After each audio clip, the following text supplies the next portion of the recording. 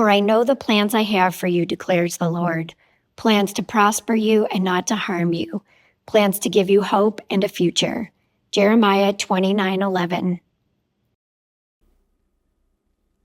The takeaway of my life is that you can take a traumatic situation or somebody who's an average person who's living just a normal life and truly do something extraordinary, a bigger and above and beyond things that you thought imaginable. And it doesn't matter where you physically are and what you think you're capable of doing. I think that if you really believe in yourself, you have faith, you have a good support system, that anything is possible. And I think people really need to know that they need to believe in themselves and love themselves and not give up. They need to fight. They need to fight through it. Because I've been through the fire. I've definitely been through the fire and been through really hard days, really dark days, really hard, just traumatic,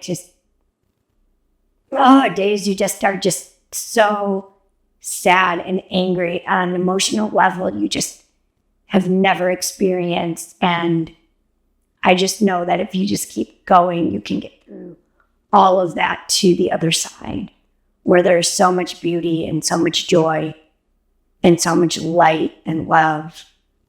And I just hope that people can take something from my life and my story to help them in theirs.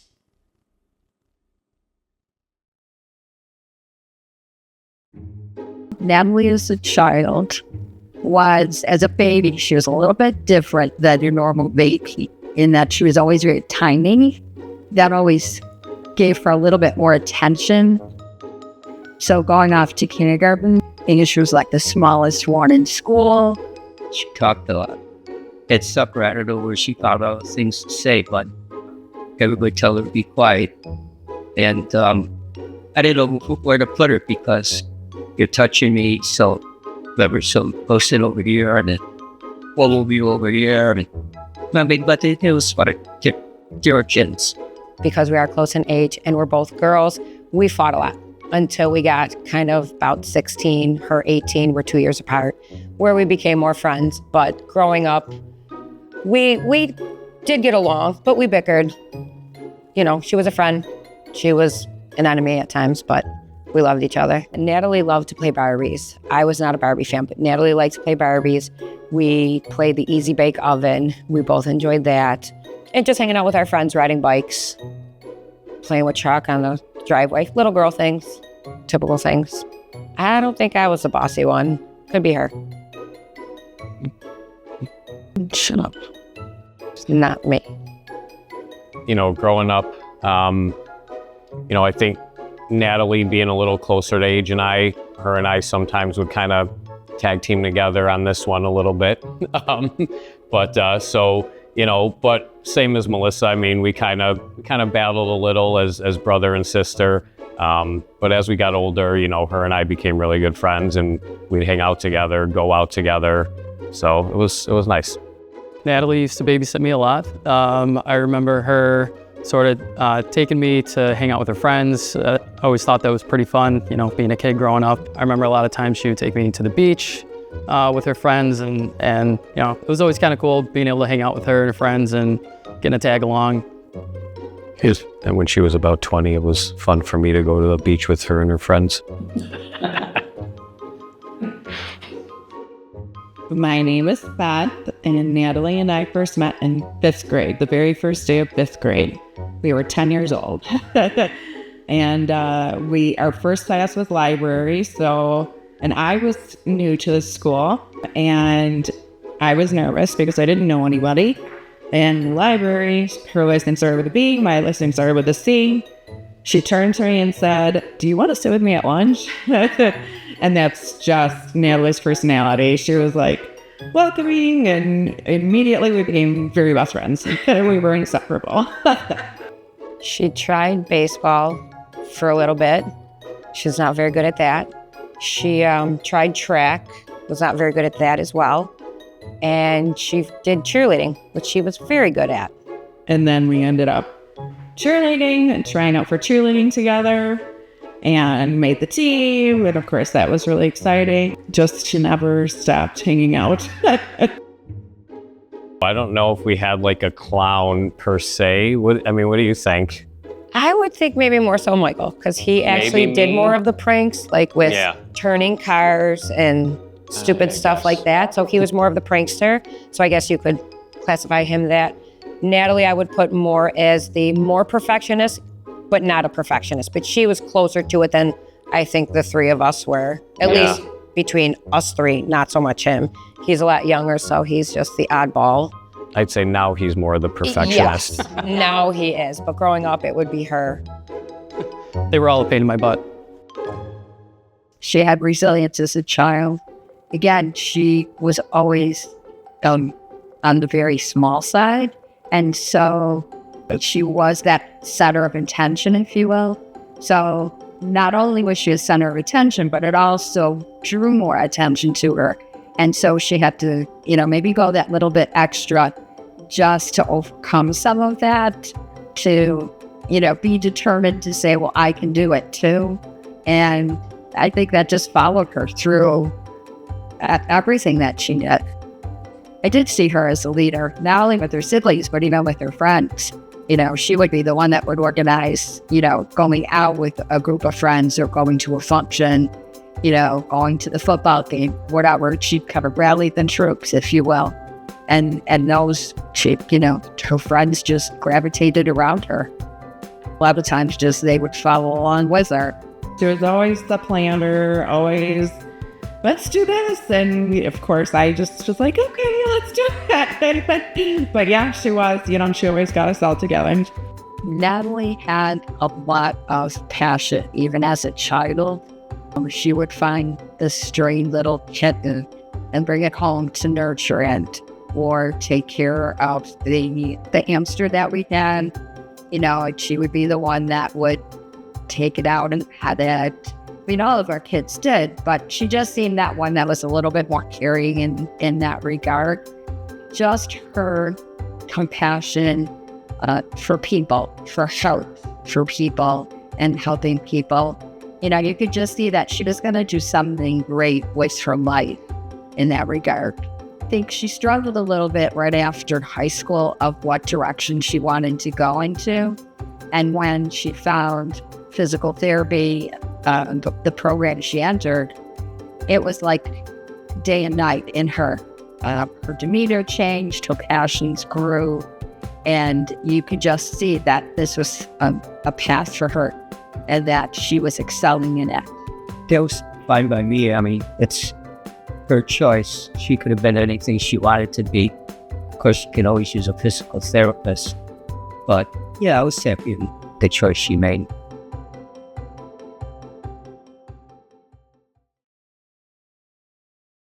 911, what is your emergency?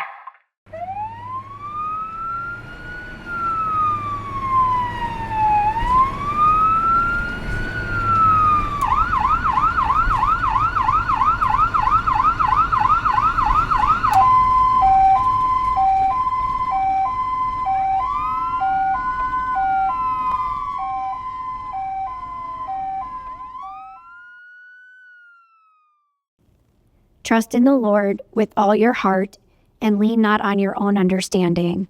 In all your ways acknowledge him, and he will direct your paths.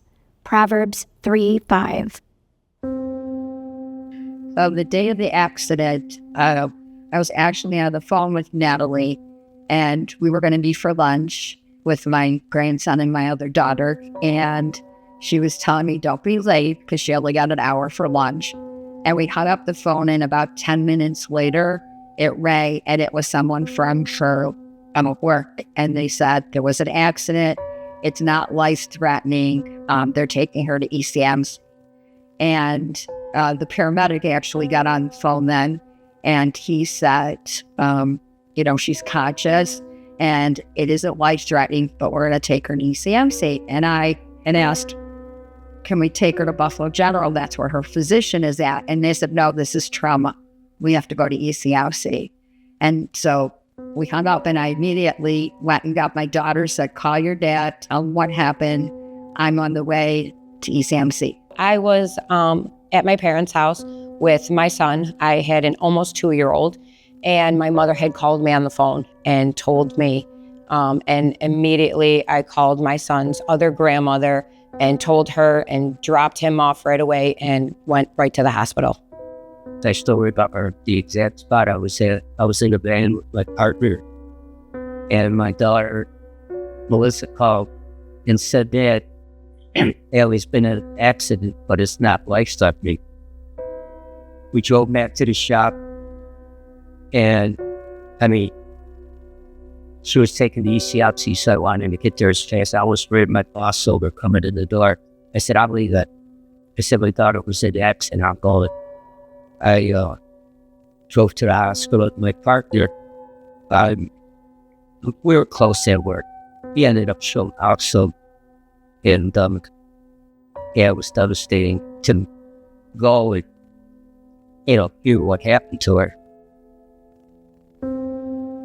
I remember where I was. I was working at Shanghai Reds, and I remember having my phone in our locker, and they got a hold of me on the restaurant phone. When I went and grabbed my cell phone, I think I had like 19 or 20 missed phone calls, text messages.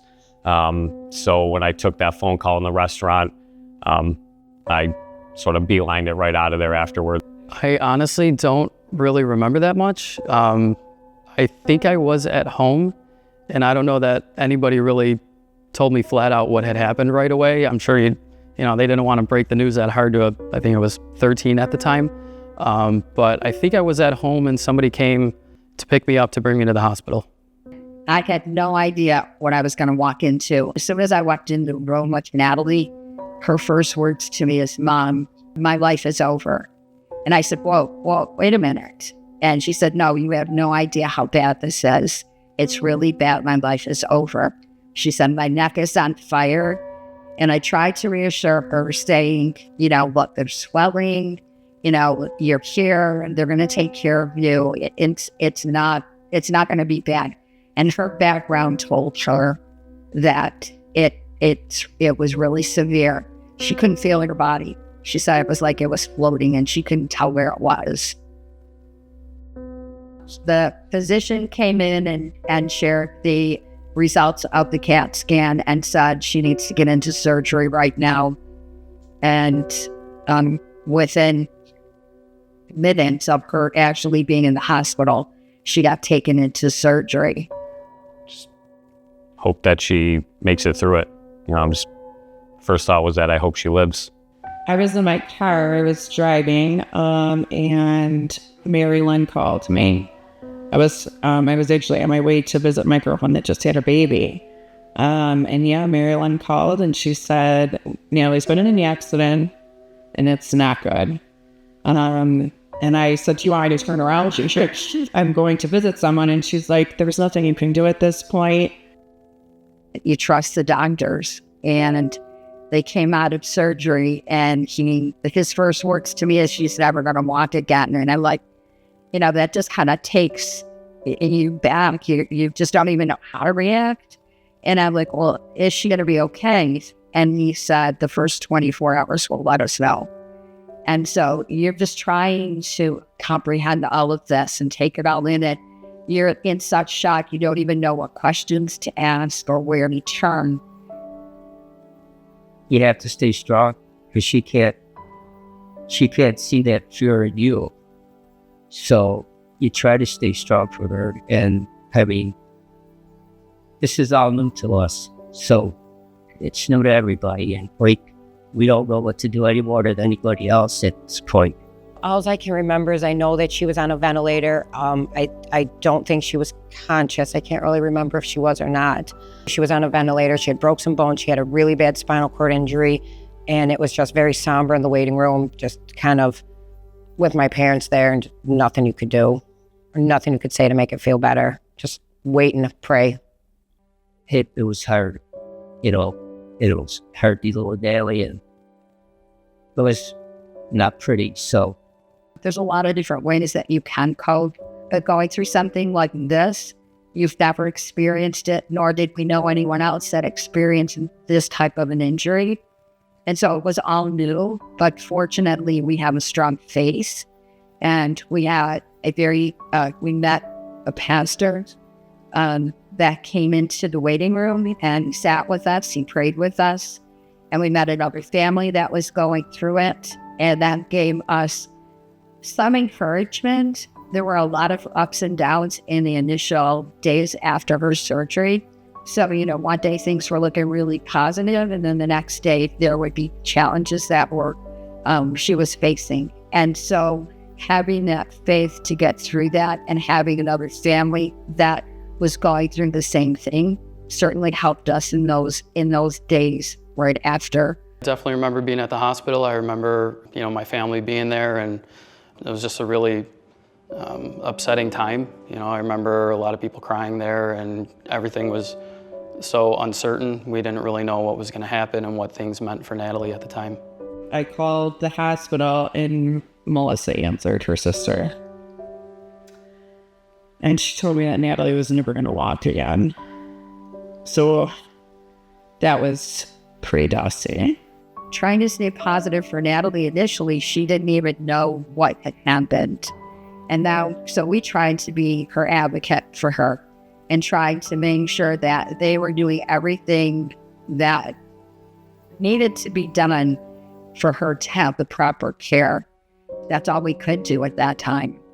I was sort of pissed at the same time. I remember calling a couple of my buddies, and we went to, where her accident had happened. Like, I wanted to see it for myself. I wanted to talk to people. I wanted to, kind of find out what happened and how it could possibly have happened. We all wanted to know, how could something like this happen? Like, how? And we didn't know. So yeah, we were pissed. I was numb. It was like a reoccurring nightmare. God has a reason for allowing things to happen. We may never understand his wisdom, but we simply have to trust his will. Psalm 37:5. I think I remember every single thing about that day. I remember what I wore. I remember what I did the day before. I remember going shopping because I had a weekend trip planned with my boyfriend at the time to go wine tasting. So I remember going shopping for an outfit. The morning of, I was working with patients. I remember just prior to the injury calling my mom on the phone because I was going to be meeting her for lunch that day. And because I had bought a pair of pants the day before, she was getting them altered. So I called her on the phone, said, "Don't forget the pants when you come to meet me for lunch." And she's like, "I got them." I hung up the phone with her, and she says that the injury must have just happened right after that because she got a call like not even 5 minutes after I had spoken to her. I remember the injury vividly, I remember that piece of equipment coming down on me. And, people always say like life flashes, like your life flashes before your eyes, but it's in an emotion. It's like an emotion of like pure fear that in that second, I knew how bad this was about to be. Like I felt all this weight coming down on me, and I knew like it was so bad. And when it happened, I was laying on the floor. I remember it took like 5 people to get it off of me, and I couldn't feel the weight of my body on the ground. Like I had no perception of my body at all, except the excruciating pain I was in my neck. And I was terrified. And I think part of that was my schooling and education, knowing what was happening, that I knew I was paralyzed. And the EMTs got to me right away.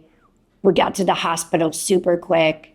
I know I was in surgery within 4 hours, but I remember speaking to my mom in the hospital, like, my life is over. Like, you don't know how bad this is. And she was trying to assure me, you know, you don't know, there's swelling and all of these things. And I'll never forget telling her that.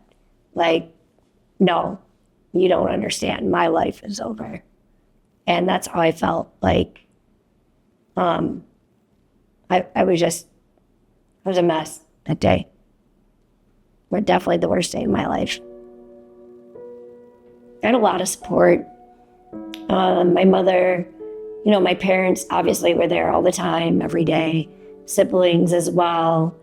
My best friend Beth was always there. So I ended up, I won every single day. I couldn't help it. I just needed to see her. I needed to help her, do anything I could do to make her more comfortable. She was in the ICU for 10 days, and then she was in a regular room for like 2 months at ECMC. And yes, every day I came to visit her.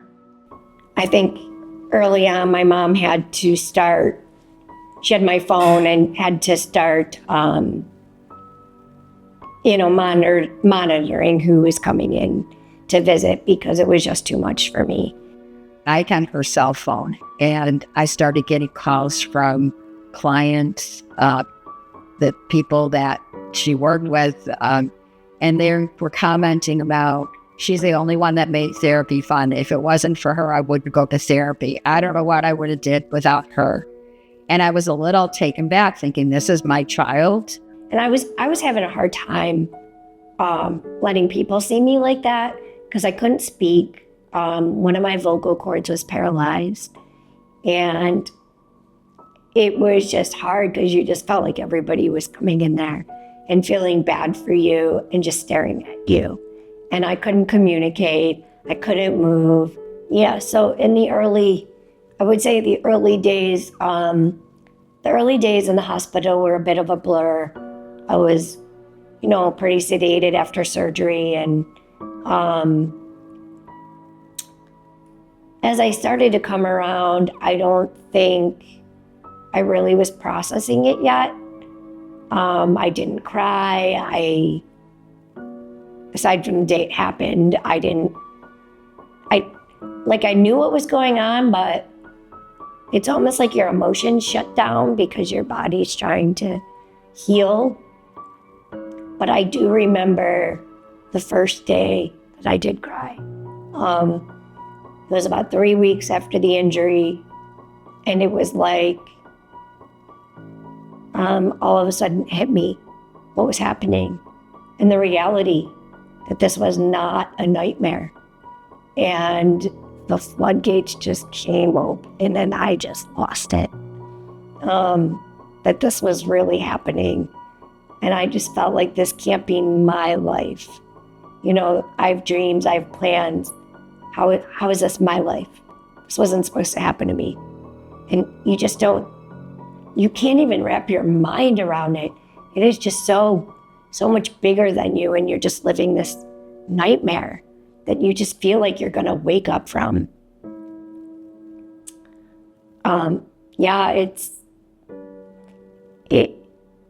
It's a devastation on a level I never ever had experienced before. But she let me know what she wanted and what was going to help her get through that. She right away, because she couldn't talk, mouthed to me what she wanted. She wanted to hear Natalie Merchant on the CD. And so I brought a CD on a boombox, and because it was 20 years ago. And she listened to Natalie Merchant, and it helped her get through, what was happening. She couldn't move, so at least she could have some music to listen to help her get through it. Yeah, it was tough. You're just so scared of what is going to happen to me? What's my life going to be like? I can't live like this. And I just felt like I can't live like this. I don't know how to live like this. I am so blessed, though, that I had that support with family and friends, especially in that early time, and people advocating, with doctors and the rehab specialists, and, eventually getting me to the Shepherd Center in Atlanta, and having that support system around me was huge. I don't know where I'd be without them. So as a parent, you just want to help your child. You want to take their pain away, no matter how they get, they fall and skin their knee. And what do? You pick them up, you hug them, it's going to be okay. And with this type of an injury, you can't do that. You're so helpless to really try to fix it. And you can't. There was so much fear. You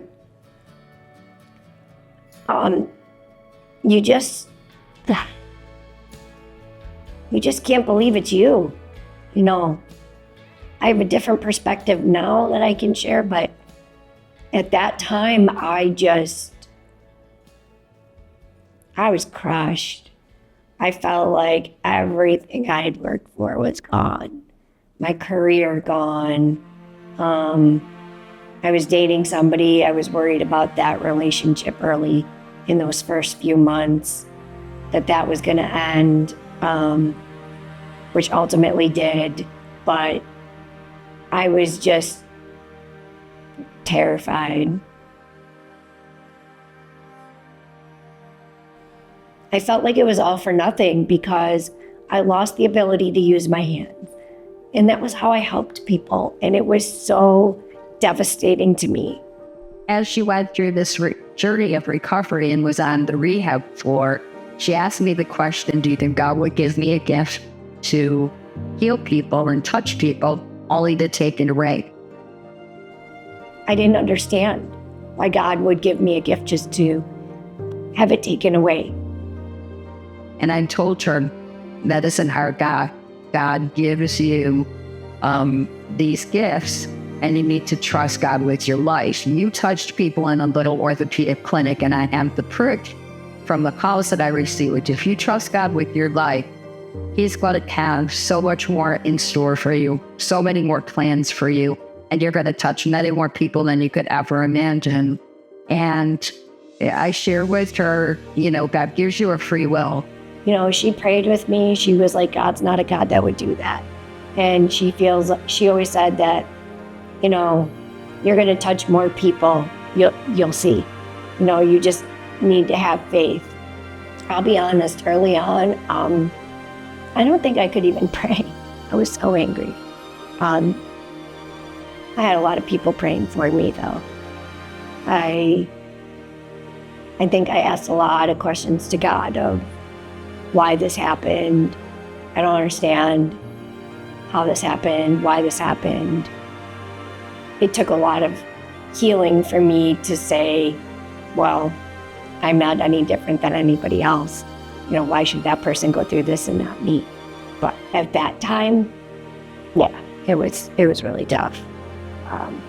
But I think God was always there giving me that strength to get through and to keep going. And I knew, I wanted to get better. So I had to get through that first 6 months of therapy was the hardest before I got home.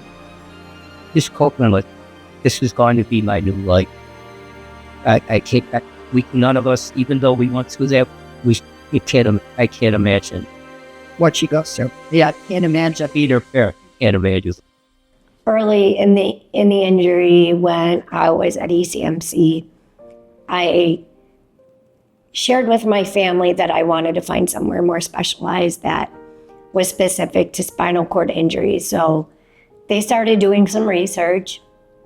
They found a few centers across the country, and Shepherd and a center in Colorado, Craig, were two centers my family started looking at. Shepherd Center was a little bit closer, being in Atlanta. So we had decided to make the decision to go there. So I actually flew on a medical jet right from inpatient ECMC to inpatient at Shepherd. She got great care at ECMC in the trauma unit, great care in their outpatient physical therapy department, but she knew she wanted something more specialized, and there's only a few places in the country that offered that. And so she was transferred down to the Shepherd Center. I mean, and that was a great day, just because I know she was going to get the therapy she needed, occupational therapy, to learn how to do her makeup, how to eat on her own, kind of get some of those functions back as best as she can. And I do remember it being very frustrating for her when she first got down there to do these things. I went with her, my husband went with her, and our youngest son. And we flew down, got her situated. Immediately, they did things down at the Shepherd Center that was so different than what was being done up here. They took her neck brace off, and we started to panic because we were told it needed to be on for like 4 months, and this was only 2. They got her up in a wheelchair. She had really been sitting that long in a chair. They took her off some of the meds that she was on, and she started to have some withdrawal. It was a lot. It was overwhelming. We weren't sure if we made the right decision. The first hour I was there, they're taking my neck collar off, telling me, you don't need this anymore. We're like, are you sure? Thought I was supposed to have this on another couple months, and all these doctors coming in, they're trying to get me up. We began to think, did we make the wrong decision here? But it ultimately turned out to be the very best decision we could have done for her, just to watch her thrive. So day to day, she went from inpatient, and they had a full day of programs for her. She would get up, we would have breakfast, go down to therapy. She would do therapy all morning. She would have lunch. After lunch, she would go back to therapy and have a full day, a full afternoon, and then we would go back to her world. It was so well set up that they had an apartment for the parent, the caregiver, and so at the end of the evening, I would go back to the apartment, but they had her room set up. Then she had kind of a speed dial to call me up her phone if she needed anything, or to call for a nurse. It was an amazing decision because not only did my family have to learn how to care for me, but I had to take classes as well. And we took them separately. So you could talk about all different topics: bowel, bladder, sex, relationships. And you don't want to talk about some of that stuff with your family or your parents, you know. So it was a really great place to get rehabilitation and to learn how to advocate for yourself after an injury like this, which is so important. So when I first met Natalie and her mom, then I had gotten information about her before she came. And so I knew she was a physical therapy assistant. I later found out she had become a massage therapist. But anyway, my first impression is that they were from Buffalo, and they had a thick Buffalo accent, which was really different than the South. And they were, no holds barred kind of people. Like, they said it like it was. And that was really good for me because that's kind of who I was. When we started, her injury level was around a C4 level, where you'd only have some weak shoulder movements and weak biceps, but no use of your fingers or wrists. And so the functional prognosis for that is pretty dim, because you really have to have all your care done for you, and you're going to have to be in a power wheelchair. But Natalie wasn't having any of that, that's for sure. Her rehab process at Shepherd was tough because she was very limited, and she knew about the stuff, like being a therapist herself. And so, but she kept on working and kind of battling through the pain. And one thing that was really important to her was her makeup. She was a really uber fit person before she got injured, and very stylish. And so we got started on working on her apply her own makeup. She would get frustrated trying to put on eyeliner with her brace on her hand. And she would get frustrated, and she would fight, and she would try to throw her arms, but just talk to her and kind of calm her down, and she would do it again and again and again. She's somewhat of a perfectionist, and so if people put on her makeup, it really wasn't the way she wanted it. So she worked really hard in learning how to apply her own makeup, and ended up being kind of a master at that. Like, I wish I could put makeup on like that. We ended up being on a cover of a rehab magazine where she was applying her makeup, and that was a pretty proud moment. You know, the other thing too is that it was very difficult, like emotionally, to be that physically incapacitated is difficult when we're a fiercely independent person, so fit. Like she used to run, and you should see pictures of her. She was like really buff, and there was a lot of adjustments psychologically. It was really tough, and there were some really bad days and up days. But her parents were there the whole time with her. And were so supportive, you know, even in the darkest of times. When I was at the Shepherd Center, I was battling this feeling like I don't want to get out of bed. I was really depressed, yet you want to get better. So you're battling like your heart and your mind. Like you want to walk, you want to get better, but you're so sad and you don't want to even get out of bed. So it was hard. But they make you get out of bed. They make you go to rehab. They make you get counseling. And I needed that. I needed that toughness of a rehabilitation place that was going to really help get me out of that funk and help get me going. There were days that I would just go off by myself because I didn't want Natalie to see my emotions. And I knew I had to be strong for her. And, you know, sometimes I had to push her. Sometimes I had to show her the reality of the injury. And, you know, that was hard. But, you know, you have to make sure that, you know, they understand you're there. You love them. You know, she knew I wasn't going to go anywhere. She knew I had her best interest at heart. I just trying to be as strong as I could for her, and as positive as I could for her, and found the little things that maybe she did or could do that made a difference. But the thing that I kept on telling them was, if I feed you a fish, I feed you for a day, but if I teach you how to fish, I teach you for a lifetime. So I want you guys to become fisherwomen and learn the care, learn what you need to do, see the pitfalls and whatnot. And so they really took that to heart. Eventually, I was able to go back to Atlanta for the Beyond Therapy program, which is an outpatient activity-based therapy program where I ended up living in a hotel for 4 years.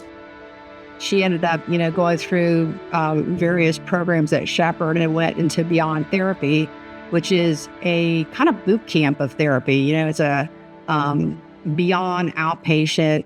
I did therapy like 3 days a week, did therapy at another place 2 days a week. So I was literally doing therapy 5 days a week.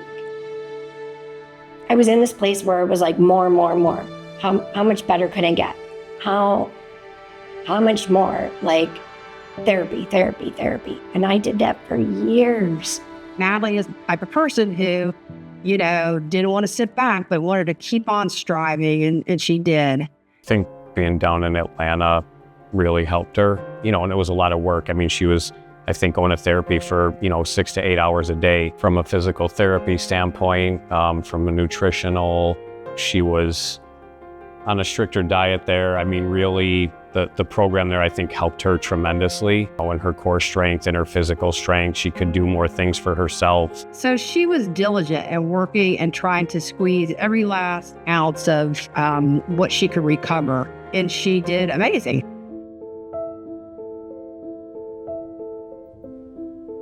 When I first got home from Atlanta, and that was like reality hit me like a brick, because I was in this bubble of rehab. And then when I first got home, it was like, now I'm back in my own environment, but everything's different. The dynamic between friends, between family, I couldn't even go down in my own bedroom. We had to switch bedrooms, and, my little brother had to go down in the basement. I had to come upstairs. Going out was just different. Being in public felt different. You don't feel like you're you, and you don't even understand your identity yet in a chair. And that was really, really hard to get through. And it was very painful because, I just felt very weak and not like myself at all. And I think I got really angry. I know the second year of my injury was at home, and I wasn't doing a ton of rehab. I think at that time I was doing outpatient rehab at ECMC. And I was just so angry that this happened. And I just think that was part of the process of getting through this. I mean, you go through all these stages. It's like almost like the stages of grief. You know, she had to go anger, you know, mad that this happened to her. Depression, you know, she was depressed for a little bit because, you know, it's just the things you need to go through to get to the other side. Even though it was years later, like 10 years later, I thought I had accepted my injury. But when I came home, it was almost like another transition because I was gone for so long. So now friends had moved on, friends are doing their own thing, they're married. My family, my siblings, they're married, and here I am just living home. I didn't really have a purpose. I really wasn't doing much, but just home all the time. Well, when she was in the depression part, it was hard. It was hard to see her like that, because that's not her. And it was also, you were waiting for her to yes, come back to life. I thought I had accepted my injury, but I know I didn't fully accept it. Because if you would see me out, you would see me happy or with a smile on my face. But deep down, if you knew me well, you could tell, there was some anger there. And I think that's normal. And I think everybody goes through this at a different rate. You know, everybody heals in different ways. You can go down this road and you can be angry and depressed, and no one would blame you for what happened to you. But you're going to be isolating yourself. You're going to lose your family and friends. No one wants to be around that kind of an individual. Or you can go down the other path where you're going to have the same struggles, but you're going to have your family to support, your friends that are going to support you, and get back to that happy Natalie that you are. I think the shift for me was when I started to turn my focus to helping other people. And then I think that's when I finally really accepted my injury and let go of all the anger. And it wasn't easy. You know, it took a lot of years for Natalie to get to the point of accepting her injury. And everyone is different. Some people can accept it within the first year or two. Some people, it takes 10, 12, 15 years or more. And some never come to that reality that this is now my life. And when she did, it's like a light that it's like a different person emerged, and she's happy. It went from depression to, okay, she's here. Okay, I know that this is Natalie, and I know that, you know, she's positive now. She's here. When I started helping other people, I truly felt like I was no longer a prisoner of my disability or my wheelchair anymore. And I just felt this freedom that that weight lifted. And my mom will tell you, she says, that's when I feel like I got all of my Natalie back, you know. And that type of recovery is really what I want for other people, is that freedom where you can do you're you and you're not defined by any of this. She was talking about her disappointment that her area didn't have a rehab center like ours, or nobody could get care after they left the rehab center because it wasn't available. And she started talking about wanting to open a place and had a dream of doing that, which has now since become her place, the Motion Project. Eventually, through all those years, I realized there has to be a balance. Like, I can't spend my whole life just doing therapy. You know, I wanted to start doing other things too.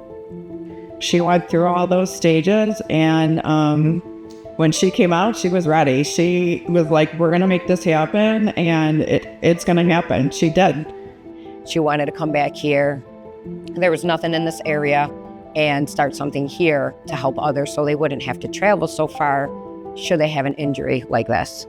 I think she was down there for a long enough time for her to realize that, you know, she's, I think, done as much as she can do from the recovery angle. And, you know, she wanted to get back home and start living her life. And I think that's when she, you know, started having these aspirations to do, you know, some of these other things and wanting to help people, you know, similar to her situation. After an injury like this, once, you know, especially from being the therapist and then becoming a patient, it opens your eyes in a different way where you're like, is this really what people go through? And I remember seeing so many of the gaps in our community. I had friends in Atlanta that were going through the same thing, and that bond with people like that, it's just a special bond because you truly understand what each other are going through. And you can help each other heal through all that pain. And I remember going out with people and we could make jokes of the things that would happen if somebody accidentally, you know, peed themselves. Like, we would just laugh about it. And it was like, you know, it's reality. So when I was down there, you know, I remember sharing that I wanted to start a foundation because I really wanted to help people right now for the things that they need. We were hearing stories from people like they were getting denied by insurance for things like shower chairs, things that were like saying that it's a luxury item. Like, how is a shower chair a luxury item? You know, basic necessities that people need. And so I felt like I wanted to make a difference. And I'm all for research, and I know there's organizations that do a lot of funding for research, and I really hope someday there is a cure for an injury like this. But that doesn't help the person immediately. So we started Wheels with Wings in 2008, but because I was still in my rehabilitation, we didn't start fundraising until I think about 2012. And it really felt great to start giving grants to people for things like shower chairs and home modifications, vehicle modifications. A lot of people wanted more rehab. They weren't getting enough. And the reality is the length of stay is drastically shorter. From years ago, inpatient was months. Now the national average is weeks. Outpatient used to be months. Now it's 30 days. That's the national average. How can somebody with a traumatic injury that's a catastrophic, life-changing injury get better and live a fulfilled life with that little bit of rehabilitation? So it really made me so passionate to want to start a center. And I didn't know the first thing. How am I going to start a center? You know, but I knew it needed to be done and that people needed to be able to stay in their hometown to do it. I think the hardest part was knowing where to start, you know, to take that first step in creating something like this. You know, I had hired a consulting company early on to help, and then eventually just went off on my own. And my mom and I decided we're going to do this. And she's been beside me this entire time. And, you know, I have such a great support system with my family that they've all just been able to help me. And I've surrounded myself with an amazing board of directors and some incredible people in the community that have all just really supported me to make this a reality. And I'm so blessed for that, because I think to truly create something special, you need a village, you need a team. And I knew I couldn't do every single thing on my own. And I love that this is this vision and this passion of mine has become my family's, and my parents really have helped me a lot, and my mom works at the center every day. She retired early and said that she would help me get it started, and she did, and I'm so grateful for that. It's Motion Project Foundation, and we named the center the Natalie Barnhard Center for Spinal Cord Injury, Rehabilitation, and Recovery. We don't call it that, but that's the official name of it. Everyone just calls it Motion Project. We started the build out, we found the place. It took me a year to find the right location because I knew what I wanted. I wanted it accessible. I wanted it centrally located so it was easy for people to get to. We're right down the street from the airport. So it's around hotels, amenities. So if we get people from out of town, there's places for them to stay. The build out was during COVID, so that was a challenge. Everything had to stop. And then we eventually were able to pick back up and get the build out finished. But I was able to really create it with my vision and make this space look really like an athletic gym. It's rehabilitation, but it's uplifting and it's energetic and it's just got this fun atmosphere because why should it be depressing? We're all going through recovery together. And that's one of our taglines is Together We Move, because we are doing this together. And I want people to walk in or roll in or however they get into that space and just feel good. Even if it's only for that couple hours they're there. They're socializing and they're working on themselves.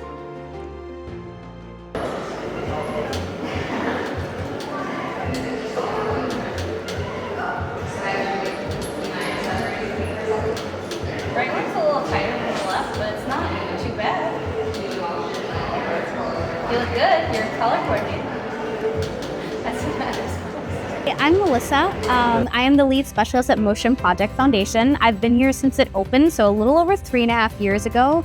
And for me to see this place start from just concrete and just painted walls to seeing all of the pieces of equipment come here, clients, new staffing, it's been such an experience for me overall.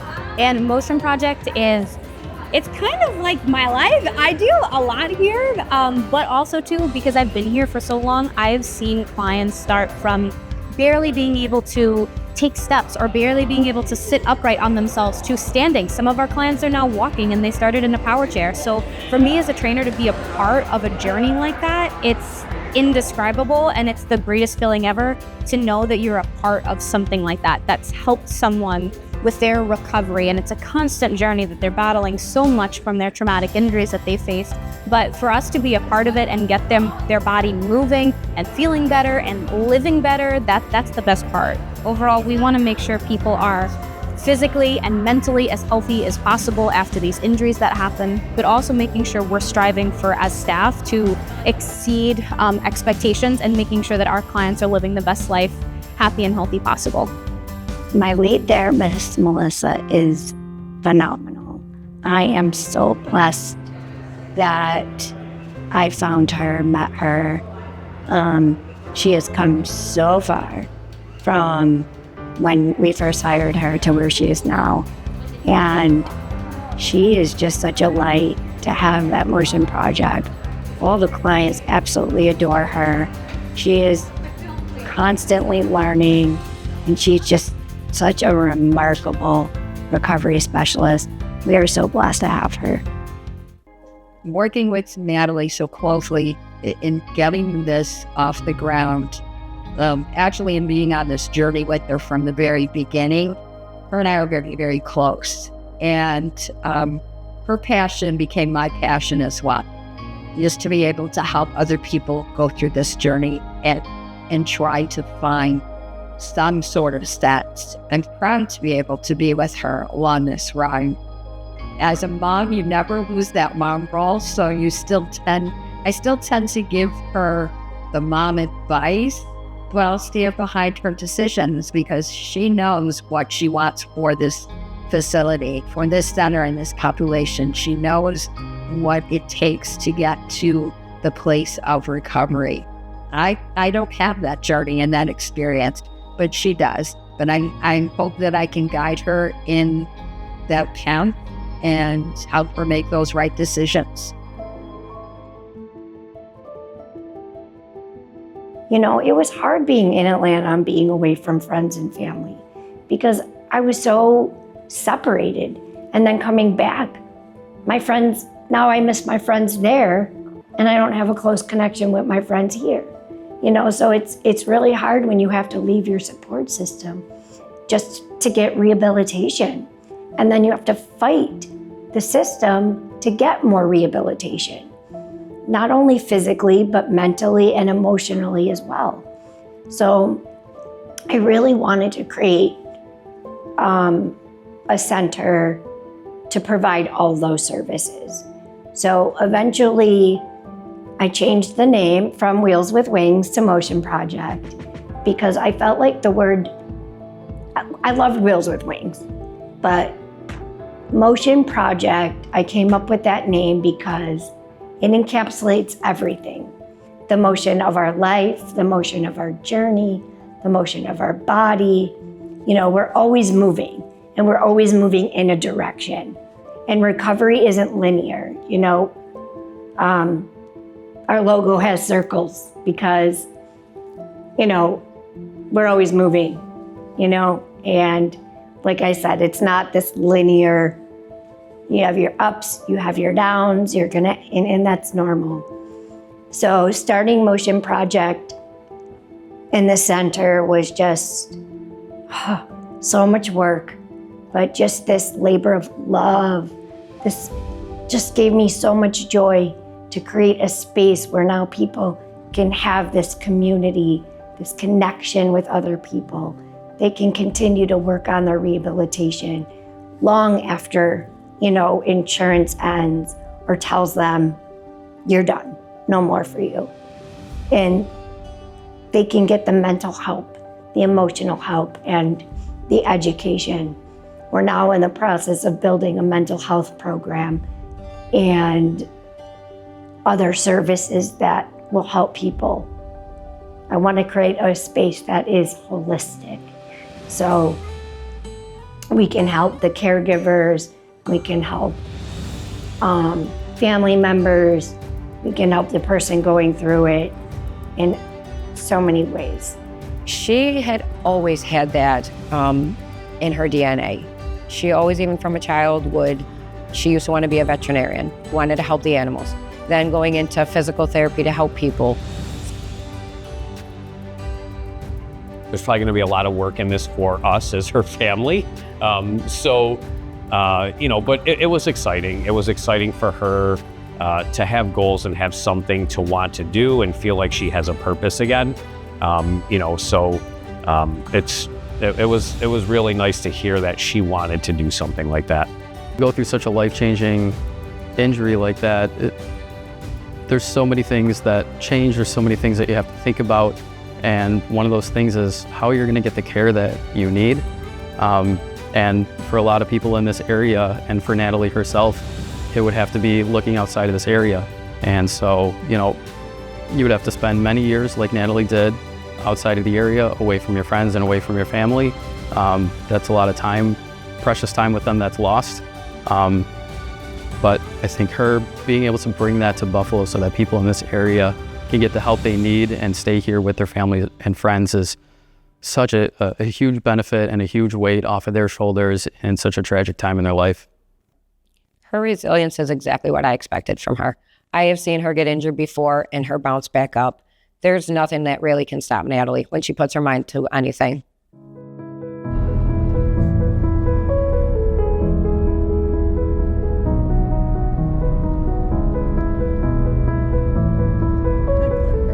Natalie has expressed several times how upset that she was that she didn't have anybody like, the rest of her siblings were all getting married and had people in their lives. She saw all of her friends get married. And she was really down on herself for not having that in her life as well. And Steve came in and just absolutely changed all of that. Steve and I met online, and it was amazing because I never thought I would find love like that. Steve was the one that she was playing her game with when we came here for New Year's Eve a few years ago, which we didn't know at the time. We came here for her New Year's Eve party, and Natalie was buried in her phone all night, and we didn't know it was because she was on the game with Steve. My initial reaction when I heard they bet online was, "Are you crazy?" I was super ecstatic. I had, Natalie had talked to a few guys throughout her injury and would confide in me when it didn't work out, or she was nervous to send them a picture of her in a wheelchair. And so when she had met Steve, she told me how she met him on the game. I thought Steve was great. I thought, he seemed like he had a really big heart. He seemed very compassionate right from the start, right when I first met him. And I was so happy that the two of them met each other, I went through a really hard breakup, and the person couldn't do it. It was just too hard. So I felt like if somebody that loved me couldn't do it, or so-called loved me couldn't do it, why would anybody else? Just scared. She had met so many people that had let her down, and, whatever, they would use her, or they just didn't, have the good intentions. And, why would somebody that lives in Maryland be interested in somebody that lives in Buffalo and that's in a wheelchair? And, it's scary. And, I always have been protective of her, and, that's what you like. And Natalie knew my thoughts about online, because I thought, you need to meet a person. Why would a man choose this when he could just have an able-bodied woman? These were just things I was telling myself, And meeting him changed all of that for me. Good. Well, I really didn't feel much about him. I know he had sent her flowers, and Natalie really wouldn't say who they're from. And I have to give him credit. He, for 2 years, he came up here. I drove up to Baltimore every weekend to be with her. So, it was impressive. But then when she explained a little bit more that it was on a gaming site, and that it really wasn't a dating site, and that she was a moderator on this site, and they actually just started chatting back and forth and had so much in common. So I know, well, all right, maybe it isn't as bad as I think. And I think he's such a great guy. I think he is absolutely perfect for her. She's perfect for him, and I'm so happy that the two of them are together. I think Steve's been pretty forthcoming, throughout his relationship with Natalie. And as long as he treats her the way that she needs to be treated, then that's great. I mean, and I think she found somebody like that. He seems to be pretty genuine, down to earth type of guy. He seems to be pretty caring, which is obviously what Natalie needs, and not selfish. So far it's been good for them. So, but I still, was sure about him. But now I can see he's a good man, and he takes care of us, and that's what matters to me. And I'm glad that, she found someone, because I would never want her to see her go through life alone. I mean, she has siblings, but they end their own lives. And I know that being there for us is nothing like, having somebody by your side. So yes, I'm very happy for her. It showed me that there is somebody out there that's going to love me for me and who I am. And I love that. And that I want to give other women hope. And guys too, that men and women hope that they can find a good relationship too, and for somebody that'll love them.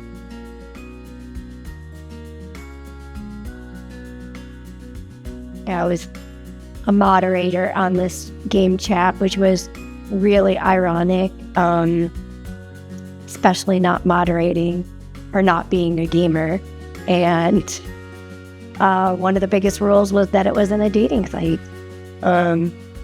And, we just started chatting and, became friends, became close. And over time, months of talking and just getting to know each other online, we finally met in person and just had such an amazing connection.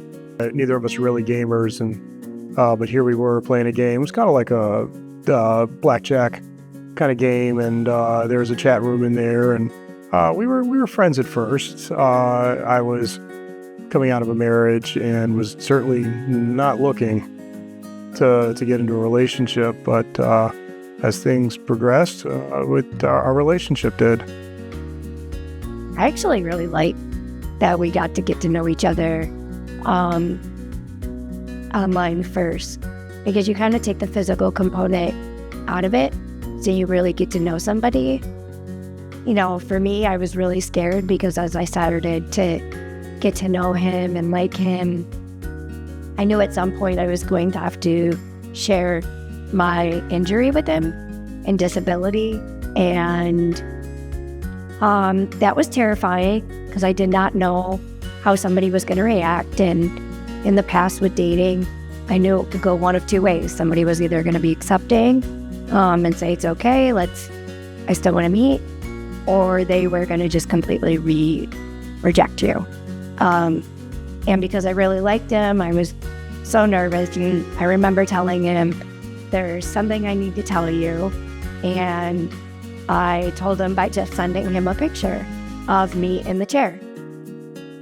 And his response was, and? Question mark?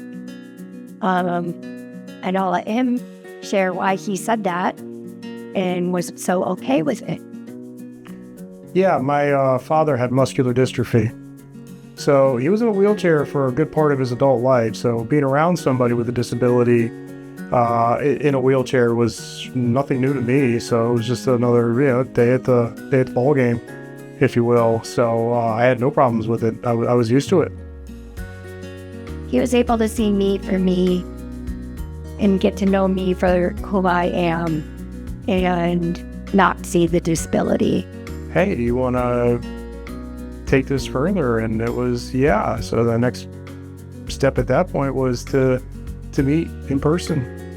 I think after we met initially, there was just this level of comfortability that I had with him that I'd never had with anybody. As nervous as I was to meet him, we were so comfortable. And I was like, okay, but you live in Maryland. And I just figured, maybe I'll see him in a month. And he just said, no, I want to come again. And every weekend he would drive 6.5 hours one way to come and see me, and showed his dedication. And as I got to know him more and more, I just knew he was somebody different and somebody so special that I really could see myself being with long term. In the beginning, it was all about paying attention, learning. Again, with my father, there was, a lot that I had to do for him above and beyond with somebody who's able-bodied needs, but I wanted to be a part of it. It's, learning to curl her hair, learning what eyeliner is, learning what a pencil is, learning what eyeshadow is, and what brush to hand. And I wanted to learn it all because if my future was going to be with her long term, it was something I needed to do. And it's something that I wanted to do, and it's something that I enjoy doing. I had to teach him how to curl my hair and hand me different brushes so I could do my makeup. But I was really scared to let him into my whole world because I kept feeling like, is there going to be a moment where it's just too much? where he's going to say, okay, I can do this, but I can't do that. Or it's just I was just scared, It is a lot, and I know I do need a lot of help, and you don't know if somebody's going to be able to do all of that for you. And long term, it's one thing to say, okay, I can do it in the short term, but are you going to be able to do it forever? Because this it's not changing. This is what it is. Yeah, the challenges he shared, just navigating,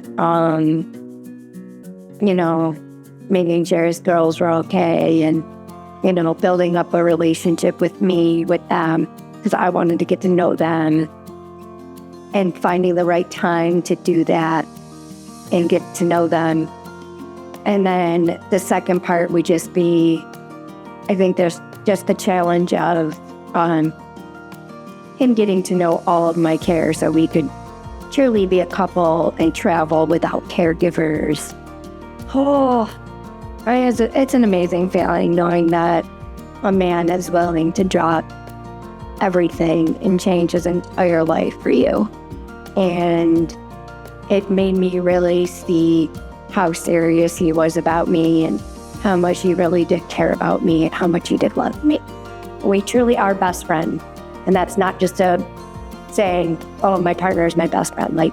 He is my best friend. I tell him everything. He tells me everything. We just always want to be together. And I'm just so glad he did choose to leave, and chose to leave and build a life here. We're both rooted in our faith, and we both believe that the good Lord had brought us together. So we had our trust in him, and it's just never felt wrong. It's always felt right. That was just my fear a little bit. In 10 years, I'm not going to all of a sudden need less care or less help. And he always just gave me that reassurance that I love you so much, and I love helping you, and you are everything I've ever wanted, and so he helped those fears go away. Our dynamic, we are goofy, we are fun, sarcastic. Let's see. We love doing everything together. We're so supportive of each other and our goals and the things that we want for each other. We're so strong because there's nothing I feel like we can't do together. I know that I can lean on you for anything and share anything that I'm going through. And you're always there to support me. If I'm upset, I'm sad. And you give me not only that shoulder to cry on, but you also help me to navigate, okay, if there's a problem or a situation, how do we get through this? And I always feel like I have a true partner and a backbone. And that's aside from the personalities that click and the love and, all the things that we have in common. It's just, I just feel like our faith and that we're rooted with God first, and that we put each other above anything else. I love who she is as a person. There's not a single thing I would change about her. We click so well in every way, shape, or form. When she's happy, I'm happy. When she's sad, I'm sad. It's really cheesy. It's part of what makes us a disgustingly cute hot mess, is we will finish each other's thoughts. And we both genuinely want to help the other. And I love that about her. I love that I can call her and say, hey, I have a problem. Can you handle this for me? And I know it'll get taken care of. So I love who she is as a person. I love her smile. I love the way she lights up a room. I love the way she can flip the switch from being goofy and sarcastic to being serious to going right back to being goofy and sarcastic again. I guess everything in short. I'm so grateful to have that, where I can come home and unload some things on him and have a husband that says, let me help you. You know, we worked on different things together as a team, you know, some proposals and things like that as a team. So I love it. I love that he's, you know, inspired by it and, you know, doesn't look at it like, oh, you know, you gotta work. That he just supports his wife in something so big. Yeah, you know, I don't think I really would be where I'm at in my journey if it wasn't for my faith. There was a lot of times that I didn't want to give up, and I had a hard time with Motion Project and with wanting to help others. I think that's the passion that God has given me, you know, to say, you have been through a lot of pain and a lot of suffering, and to be able to take that and then use it so that other people don't have to go through maybe as difficult of a time, or they feel like they have more support in their journey, and their journey is just a little bit easier. You know, that's what I want. I want to just show people they can have such a beautiful quality of life. And my faith has played such an important role, because God is always teaching me, you know, more and more every day to be patient and to love other people. And I feel like I really lost some of myself in the beginning of my injury, especially career-wise, you know, because I used my physical body to help people. And it was God that showed me that I can still have a huge purpose. And I don't need all of my physical abilities to create something and help other people. And other people can do the same thing. Keep moving forward. Every day life's going to hit you with a different set of challenges, and you have a choice every day to either stay down or get back up. We are living proof that there is somebody for someone out there. And no matter how dark your days seem right now, the pendulum's going to swing the other way, and it's going to be brighter days. There's going to be seasons of joy and happiness. And as long as you continue to fight your fight, you will enjoy that one day. The last 20 years have been hard. It's been a journey, and it was tough seeing a lot of my friends and a lot of my family just get married, find their person, and it was something I really wanted too, you know. And I was just scared. I was getting older. I was scared I was just not going to find that. And when I found him and he came into my life, it was like so much changed. And getting to marry this man was the best day of my life. There was just so much emotion that day. I was so happy. And knowing that I get to spend forever with him and have somebody by my side that loves and adores me to pieces, and that loves me the way that I love back. You know, we each give each other truly what the other needs, with love and support. And oh, wow, yeah. This love story that's just fabulous, and they are together, meeting life and moving forward, and I just think it's wonderful. I was lucky enough to be invited and attend Natalie's wedding to Steve in Buffalo. I know. I was like focused on Steve going down the aisle, and then I see Patty, and I was like so excited because her and my mom lied to me. Yeah, I had invited her and she said she couldn't make it, and I was really bummed, but apparently she could. So they kept that a surprise, but it was the best surprise. So I was so excited that she was able to come. It really meant a lot. And I was also really excited she got to see the center too.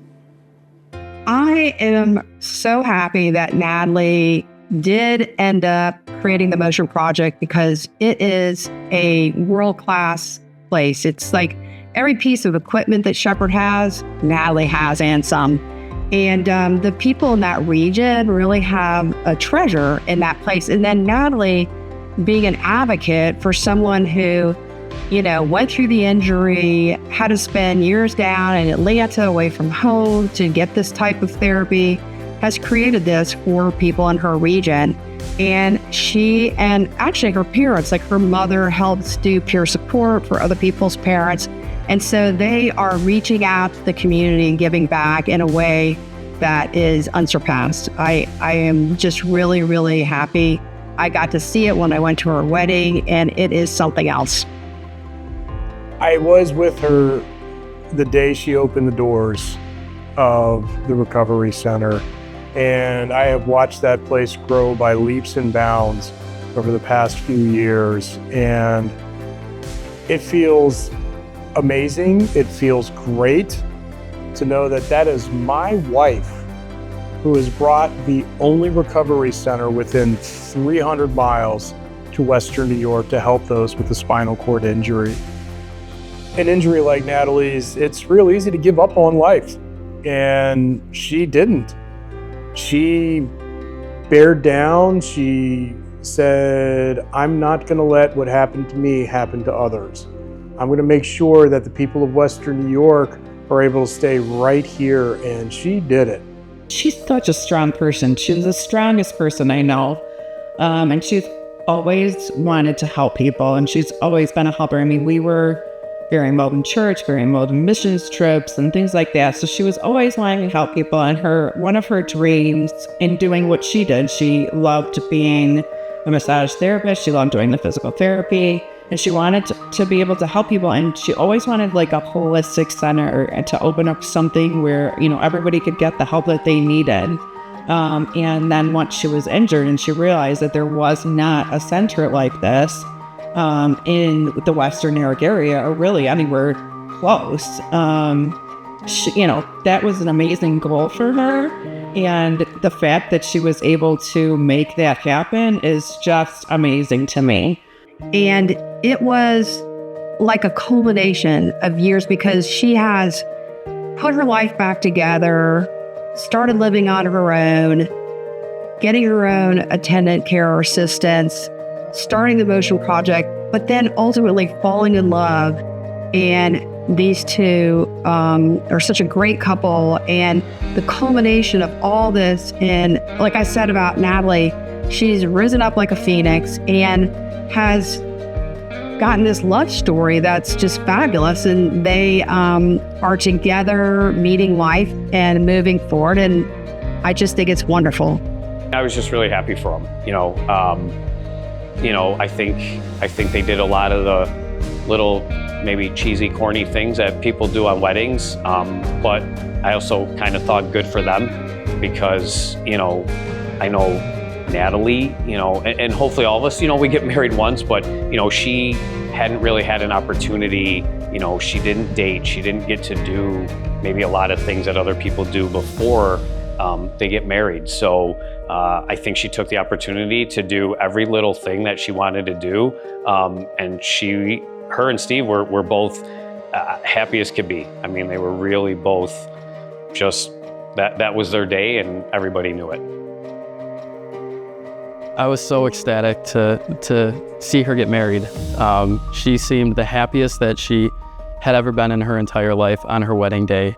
Steve seemed just as happy as well. Our whole family, all of our friends, we were all just so happy to see her achieve yet another life accomplishment, and just to see her just beaming and just so happy. It was so great to see. And just seeing them get married and her glowing and that smile that wouldn't leave her face, it's everything that I hoped for my sister. I'm so happy for them. Seeing Natalie and Steve together, building all of these things, a life, a home, a family, is amazing. It's great to watch her journey, again, from where she started and the fact that she didn't even think she was going to have any of this. And then to watch her brother Michael get married, me get married, our brother Nicholas get married. She still didn't think it was going to happen until she met Steve. With man, this is impossible, but with God, all things are possible. Matthew 19:26. For many years, I didn't feel like I had anything to offer.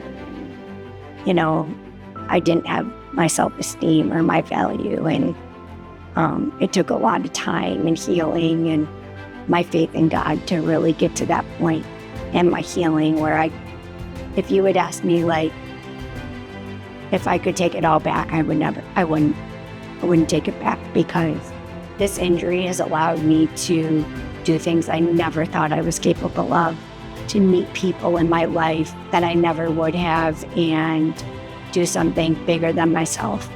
And that is so special. It's something so profound that I am just honored and blessed to be able to use my injury, my story, to hopefully help the next person. A lot of my injury, I look at like this huge mountain, and you don't see any light, you don't see any sky, and you just take one step at a time. And eventually you start to see a little bit of light shine through, and a little bit of sun, and eventually you look down and you're like, wow, look how far I've climbed.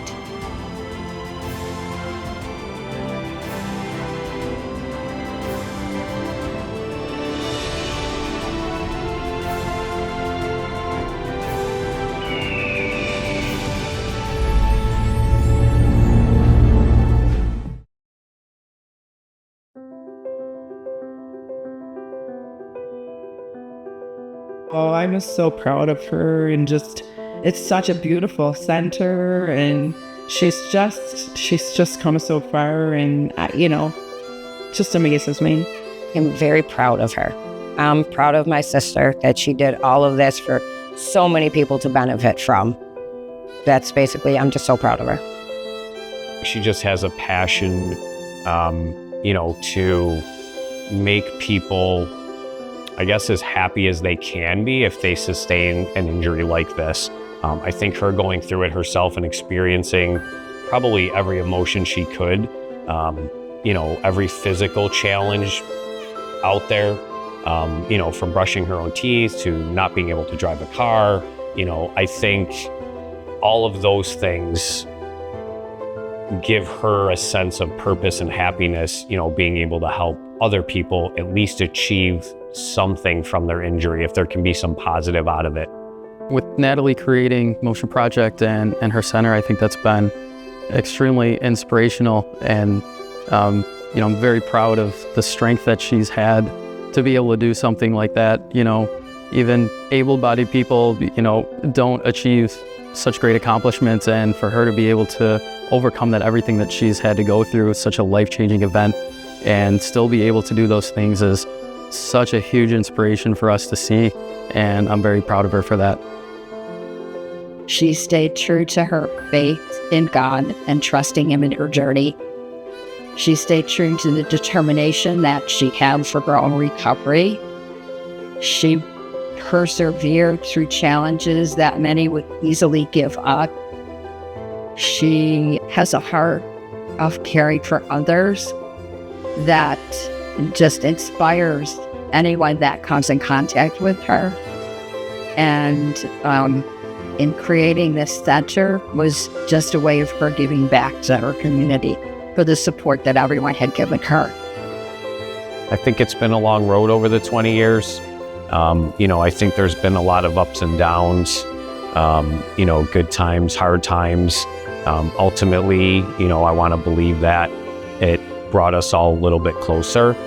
You know, seeing all the things that she can do makes me think, you know, why can't I do something similar? Or why can't I work that hard as well? It, you know, makes me want to work harder. It makes me want to be more determined, more persistent, just like she is, you know, as my big sister, and seeing everything that she's done.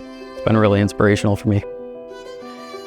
I think finally being able to overcome and realize that, you know, there's a lot of other things that she can do, and not let something like this consume her, I think is what I'd be most proud of. The fact that, you know, she was able to open up her recovery center, help other people, you know, get married, have a husband, build a house. I mean, I think that's great. I mean, that's huge.